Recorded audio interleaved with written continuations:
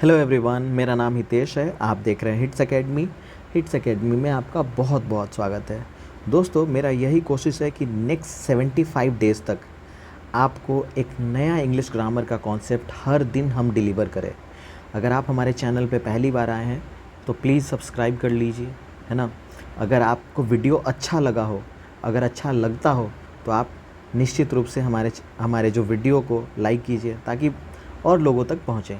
हमें भी अच्छा लगेगा। अगर किसी प्रकार का आप सुझाव देना चाहते हैं तो कमेंट बॉक्स में निश्चित रूप से दीजिएगा। देखिए, हम लोग शुरू करने से पहले आपसे हम रिक्वेस्ट करना चाहेंगे कि प्लीज़ आप नोटबुक और साथ में अपने पास है ना पेन लेकर बैठिए, ताकि जो जो हम लोग आज सीखेंगे उसको है ना आप अगर नोट डाउन कर लेंगे तो बहुत आसान रहेगा। फ्यूचर में कभी भी आप रिकॉल करना चाहें तो बहुत ही आसानी से आप रिकॉल कर सकते हैं। देखिए, हम नया कुछ चीज़ नहीं बता रहे हैं, बस आपसे रिक्वेस्ट कर रहे हैं कि बस थोड़ा सा ध्यान दीजिएगा। ये बहुत ही आसान है और ये बिल्कुल फाउंडेशन है। इसको अगर आप समझ लेते हैं तो हम लोग को फ्यूचर में बहुत बेनिफिट करने वाला है।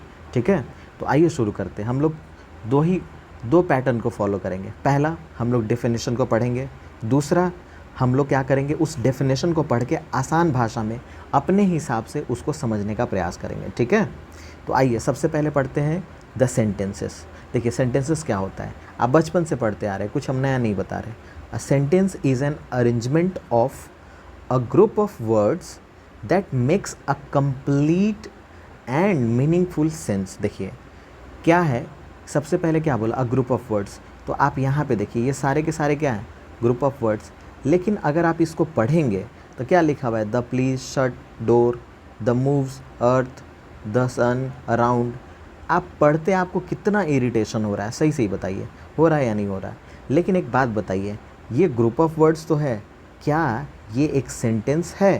तो आप तुरंत बोलेंगे नो सर या नो भाई, ये बिल्कुल नहीं है। क्यों नहीं है? क्योंकि देखिए, आप क्लियरली बता सकते हैं कि ग्रुप ऑफ वर्ड्स तो है, क्या ये मीनिंगफुल हमें सेंस दिया? नहीं दिया। क्या ये कंप्लीट है अपने आप में? बिल्कुल नहीं है। तो यही कहने का मतलब क्या हुआ, जो हम लोग का सेंटेंस है वो सबसे पहली बात तो ग्रुप ऑफ वर्ड्स तो होना ही चाहिए। लेकिन अगला क्राइटेरिया हमारा क्या है, अगला क्राइटेरिया हमारा क्या है कि वो कहीं ना कहीं अपने आप में एक मीनिंगफुल सेंस देता हो। ये नहीं कि कोई भी ग्रुप ऑफ वर्ड्स हम उठा लिए, है ना, और वो क्या कर दिया और वो सेंटेंस हम लोग का क्या फॉर्म हो जाएगा? बिल्कुल नहीं होगा। क्योंकि हमें क्या चाहिए, हमारा रिक्वायरमेंट बेसिक क्या है कि वो एक डेफिनेट ऑर्डर में होना चाहिए, साथ ही साथ मीनिंगफुल सेंस देता रहे। ठीक है, अब देखिए, जैसे यहाँ पे देखिए वही जो हमारा स्टेटमेंट लिखा हुआ है, आप देखिए इसको पढ़ेंगे तो कितना अच्छा लगेगा, please shut the door, the earth moves around the sun. इसको पढ़े तो आपको क्लियरली मज़ा आ रहा है पढ़ के, है ना, आपको इरिटेशन नहीं हो रहा है। क्यों? क्योंकि एक कहीं ना कहीं एक डेफिनेट ऑर्डर में है और कहीं ना कहीं आपको एक कंप्लीट सेंस दे रहा है। ठीक है, अब देखिए, अब सेंटेंसेस होता क्या है, जैसा हम बताए ग्रुप ऑफ वर्ड्स है और मीनिंगफुल सेंस दे। यानी कि जो कुछ भी हम लोग आपस में बात करते हैं या कुछ लिखते हैं या कुछ बोलते हैं या किसी से कोई भी चीज़ एक्सप्रेस करते हैं, तो ये जो 5 आप देख रहे हैं ना सेंटेंसेस, इन्हीं 5 सेंटेंसेस में से हम किसी का इस्तेमाल करके अपनी बात को रख रहे होते हैं, अपने स्पीच को कंप्लीट कर रहे होते हैं। जैसे पहला क्या है, असर्टिव है या फिर स्टेटमेंट है या फिर डिक्लेरेटिव है। फिर दूसरा है इंटरोगेटिव सेंटेंसेस, तीसरा है इम्पेरेटिव, अगला है ऑप्टेटिव और लास्ट में है हमारा एक्सक्लामेटरी। हर एक सेंटेंसेस को, यानी जो भी इसके काइंड्स है, उसको हम लोग बहुत डिटेल में पढ़ेंगे। कंडीशन फिर से हम रिपीट कर देते हैं कि आपके पास नोटबुक होना चाहिए, साथ ही साथ पेन होना चाहिए, ताकि आप बाकायदा जब इसको पढ़ेंगे तो फ्यूचर में कभी भी आप रिकॉल करना चाहे उसको बहुत आसानी से कर लेंगे। तो आइए, सबसे पहला हमारा क्या है, असर्टिव या फिर स्टेटमेंट या फिर डिक्लेरेटिव। तो इसके नाम से ही पता चल रहा है कि ये कहीं ना कहीं हमें स्टेटमेंट दे रहा होगा। ये ठीक है, वो स्टेटमेंट कैसा होगा, आइए डेफिनेशन को पढ़ते हैं, फिर हमें अच्छे से समझ में आएगा। कह रहा है क्या कि when we need to give some facts, देखिए यहाँ पे अंडरलाइन किया हुआ है, टू डिस्क्राइब इवेंट्स और थिंग्स वेदर नेगेटिव और positive, we use assertive sentences. An assertive sentence makes only a statement and assertion ends with the full stop.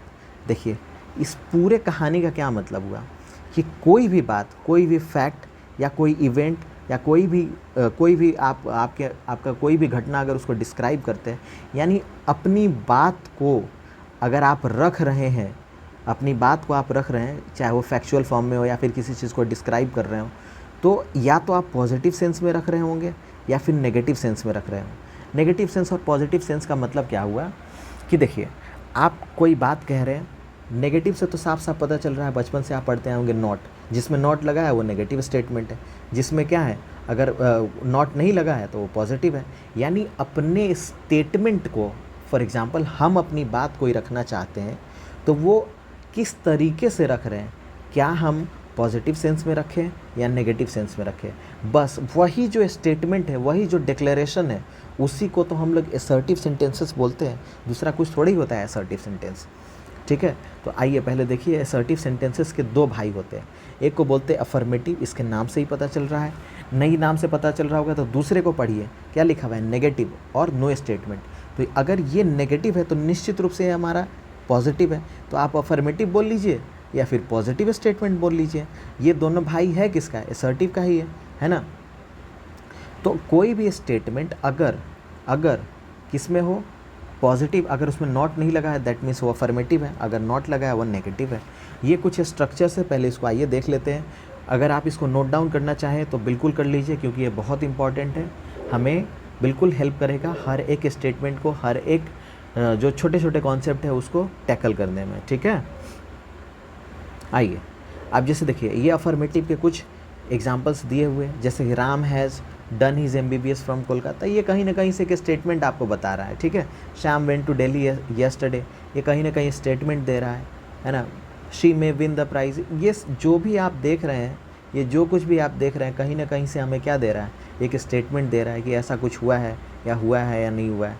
तो आइए, ये हो गया जो हम लोग ऊपर में पढ़े, ये कहीं ना कहीं हमारा अफर्मेटिव है, ठीक है। हम किसी बात को रख रहे हैं, किसी स्टेटमेंट को किसी के सामने पुटअप कर रहे हैं, ठीक है, अपनी बात को रख रहे हैं।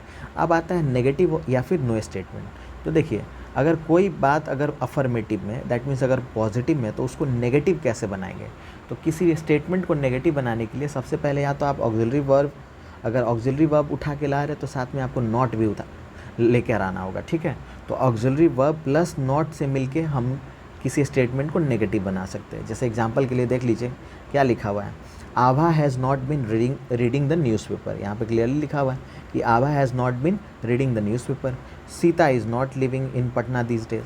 तो जैसे ही नॉट यहाँ लग गया, जैसे ही यहाँ नॉट लग गया, दैट मीन्स क्या हो गया, ये स्टेटमेंट हमारा नेगेटिव बन गया। तो पहला क्या तरीका सीखे हम लोग कि ऑक्सिलरी के साथ हम लोग नॉट लगा दें तो हमारा स्टेटमेंट नेगेटिव बन जाएगा। दूसरा है कुछ ऐसे वर्ड्स है जो मीनिंग में ही नेगेटिव होते हैं, जैसे नेवर। नेवर मीन्स क्या होता है, कभी नहीं। हार्डली मीन्स होता है बहुत मुश्किल से, ठीक है। सेल्डम मीन्स भी वही होता है, मतलब बहुत कम जिसका फ्रीक्वेंसी हो, चाहे स्कैर्सली हो, है ना। ऐसा कुछ वर्ड्स आप पढ़े होंगे, ठीक है। तो यहीं पे देखिए अगला स्टेटमेंट क्या है, they never come on time. यहाँ से आप पढ़ते आप समझ रहे क्या कि वो लोग कभी भी टाइम पे नहीं आते। दैट मीन्स ये हमारा स्टेटमेंट किस में दिया हुआ है, नेगेटिव में दिया हुआ है ना। आई हार्डली गो देयर, मतलब हम बहुत मुश्किल से वहाँ जाते हैं। इसको भी पढ़ते आपके दिमाग में क्या आया कि ये कहीं ना कहीं से नेगेटिव सेंस हमको दे रहा है। जैसे अगला है बार्किंग डॉग्स सेल्डम बाइट, इसको भी पढ़ते आपके दिमाग में क्या आया कि कहीं ना कहीं हमारा ये नेगेटिव स्टेटमेंट दे रहा है। दैट मीन्स ये पार्ट है किसका, ये है असर्टिव का ही। किसका है, असर्टिव का ही। असर्टिव का ही दूसरा भाई है क्या, नेगेटिव, ठीक है। आगे हम लोग बढ़ते हैं। फिर अब देखिए, अब कैसे हम लोग, है ना, अभी तक हम लोग क्या पढ़ के आए कि भैया आप ऑक्सिलरी के साथ क्या लगा दीजिए, ऑक्सिलरी वर्ब के साथ नॉट लगा दीजिए। दूसरा क्या पढ़ के आए कि कुछ ऐसे भी वर्ड्स हैं जो कहीं ना कहीं नेगेटिव में मीनिंग देते हैं। और तीसरा क्या है कि नो के साथ आप क्या, अगर कोई नाउन है, अगर उसके पहले आप क्या लगा दें, अगर नो लगा दें, तब भी हमारा काम किस में बन जाएगा, वो नेगेटिव स्टेटमेंट में बन जाएगा। जैसे यहाँ पे देखिए मनी है, मनी क्या है, नाउन है, नाउन के पहले नो लग गया, दैट मीन्स ये हमारा स्टेटमेंट अब किस में बन गया, नेगेटिव में बन गया। पेशेंस, पेशेंस हमारा नाउन है, उसको देखते आप क्या किए, नो लगा दिए। तो नो से अगर नो आ गया है नाउन के पहले, दैट मीन्स वो हमारा स्टेटमेंट नेगेटिव बन गया है, ठीक है। अब हम लोग मतलब जो हमारा दूसरा पॉइंट है वो है हमारा इंटरोगेटिव सेंटेंसेस, है ना। आप बचपन से पढ़ते आ रहे होंगे, किसी से क्वेश्चन जो आप पूछते हैं ना, वो कहीं ना कहीं इंटरोगेटिव सेंटेंसेस में ही पूछते हैं। आइए पढ़ते हैं। देखिए कह रहा है कि when we need to ask someone a question we use an interrogative sentence, it ends with mark of interrogation. ठीक है, किसी से भी आप पूछताछ करते हैं तो हम लोग अगर बोलचाल के भाषा में पूछ ले तो अलग बात है, लेकिन अगर आप लिख के अगर कोई पूछेंगे तो साथ में देखते हैं ये कहीं ना कहीं साइन ऑफ इंटरोगेशन आपको ज़रूर देखने मिलता होगा। इसी से हमें पता चलता है कि सामने वाला हमसे क्वेश्चन पूछ रहा है। ठीक है, हालांकि और भी तरीका होता है जिसको हम लोग और डिटेल में पढ़ेंगे। फिलहाल समझिए, इंटरोगेटिव सेंटेंसेस फिलहाल दो तरीके के होंगे। एक तो जिसमें आपको यस या नो में आपको तुरंत आंसर कर देना होगा, ऐसा कोई भी क्वेश्चन जो आपसे पूछा जाए जिसको आप यस या नो में आंसर करेंगे। दूसरा है कि WH क्वेश्चन, यानी WH क्वेश्चंस के मदद से वो क्वेश्चन फ्रेम किया गया हो, लेकिन आपसे क्वेश्चन पूछा है तो आपसे वो एक स्टेटमेंट एक्सपेक्ट कर रहा है। ठीक है, जैसे देखिए, अगर हम आपसे पूछ दें what is your name, what is your name, तो देखिए व्हाट इज़ योर नेम। ठीक है, तो ये जो व्हाट आया ये WH का ही पार्ट है। तो आपसे कोई पूछा व्हाट इज़ योर नेम, तो डायरेक्ट आप राम श्याम कुछ भी, तो जो भी आपका नाम है वो आप नहीं ना बोल सकते। आपको एक स्टेटमेंट देना होगा कि माई नेम इज़, है ना, माई नेम इज़। इस तरीके से आपको स्टेटमेंट एक देकर उसको बताना होगा कि मेरा नाम ये है या फिर क्या है। ठीक है, आगे बढ़ते हैं। ठीक है, तो आइए फिलहाल देखते हैं यस नो जो क्वेश्चंस हैं वो कैसे फ्रेम किए जाते हैं। तो ऑक्सिलरी वर्ब सबसे पहले रहेगा, साथ ही साथ क्या रहेगा, सब्जेक्ट रहेगा, है ना, फिर उसके बाद मेन वर्ब रहेगा, फिर अगर कोई दूसरा वर्ड रहा तो रहेगा। जैसे फॉर एग्जांपल अगर आपसे पूछ ले डू यू स्टडी, है ना, डू यू स्टडी, तो ऑक्सिलरी वर्ब आप देख रहे हैं, फिर सब्जेक्ट देख रहे हैं। इसका भी हम लोग आने वाले क्लासेस में पार्ट्स ऑफ स्पीच बिल्कुल बहुत डिटेल में पढ़ेंगे। अगर आप नहीं समझ पा रहे हैं यहाँ पे यू क्या है, तो आप मेरे वीडियो को ज़रूर रेफ़र कीजिए, जो हमारा पिछला वीडियो है जिसमें हम बताए हुए हैं कि सब्जेक्ट, है ना, बनने का काम कौन करेगा, या तो नाउन करेगा नहीं तो प्रोनाउन करेगा। और ये नाउन तो डेफिनेटली नहीं है, यू कहीं ना कहीं से ये प्रोनाउन ही है। तो आपसे मेरा आग्रह है कि आप मेरे लास्ट वीडियो को ज़रूर देखिए, आपको डिस्क्रिप्शन बॉक्स में मिल जाएगा वो वीडियो, क्योंकि उसमें हम लोग बिल्कुल बेसिक से स्टार्ट किए, जितना बेसिक आप एक्सपेक्ट कर सकते हैं उस लेवल से हम लोग उसमें चर्चा की है। ठीक है, तो ऑक्सिलरी वर्ब, अब आपके दिमाग में आएगा कि सर ऑक्सिलरी वर्ब क्या होता है, या फिर भाई ऑक्सिलरी वर्ब क्या होता है। तो आइए देख लीजिए, ये जितने भी बॉक्स बना के लिखे गए हैं ये सारे के सारे ऑक्सिलरी वर्ब हैं। आप चाहें तो इसको अपने नोटबुक में ज़रूर लिख लीजिए। ठीक है, ताकि ये हमेशा आपको काम देता रहे। ठीक है, अब आता है, जैसे यहीं पे क्वेश्चन पूछ दिया do you read any newspaper, तो आपसे स्टेटमेंट नहीं मांग रहा है, बस आपसे ये पूछ रहा है यस या नो में आप आंसर कर दीजिए, बस इससे ज़्यादा कुछ नहीं आपसे एक्सपेक्ट कर रहा है। दूसरा है is that your pen, again यहाँ पर भी आपसे क्या एक्सपेक्ट कर रहा है, यस या नो में आप आंसर कर दीजिए, इससे ज़्यादा नहीं कुछ कह रहा है। फिर कह रहा है can you speak English fluently, again इसमें आपसे क्या पूछ रहा है कि यस या नो में आप आंसर कर दीजिए, बस इससे ज़्यादा कुछ नहीं। ठीक है, आज के लिए हम लोग इतना ही रहने देते हैं। नेक्स्ट क्लास में हम लोग WH क्वेश्चन को बहुत डिटेल में पढ़ेंगे, क्योंकि इसमें समय लगेगा। हम नहीं चाहते कि पहले ही 2-4 वीडियो हम आपसे इतना लंबा शेयर कर दें कि शायद आप उसको देखना प्रेफर भी ना करें। अगर आप यहाँ तक पहुँच गए हैं तो मेरा आपसे निवेदन है कि आप हमारे वीडियो को लाइक कीजिए, है ना। अगर आपको किसी प्रकार का सुझाव देना चाहते हैं, है ना, अगर आपके मन में कोई सुझाव है, कोई आप चाहते हैं कि ये वाला चीज़, है ना, इस वीडियो में, नेक्स्ट वीडियो में ये इम्प्रूव होना चाहिए, तो आप कमेंट बॉक्स में बेझिझक लिखिए। मेरा वादा है कि उस चीज़ को हम जितना पॉसिबल हो पाए उसको हम इम्प्रूव करने का कोशिश करेंगे, ताकि नेक्स्ट टाइम से जब भी आप वीडियो वो देखें तो आपको कभी भी उससे प्रॉब्लम महसूस नहीं हो। तो अगर आपको किसी प्रकार का सुझाव देना है तो कमेंट बॉक्स खुला हुआ है। मिलते हैं नेक्स्ट वीडियो में। Thank you so much. जय हिंद।